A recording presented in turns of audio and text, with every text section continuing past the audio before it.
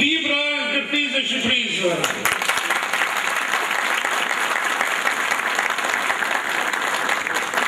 Të nderuara motra dhe vëllezër, jo rastisht e pranoj këtë emision, dhe kërkoj nga ju që të më jepni shansë të punoj, të angazhohem.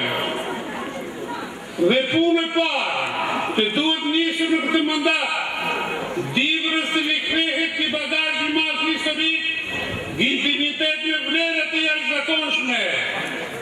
Dibra meriton një qendër më të rregulluar, një qendër në të cilën mos harrojmë ka pirë kafen e konsultimit arbëfrashëri.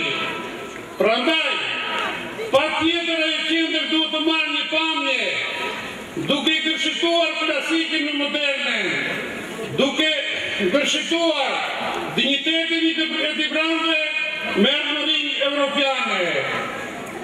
Përveç kësaj, më vjen mirë dhe shumë mirë, jam shumë i disponuar dhe i gëzuar që historia e solli që pas vitit 1968 që gjimnazi i Dibrës funksionon në një barak, të ndërtohet në gjimnazi i ri, që më iriton dhe më jep guzime dhe më shumë.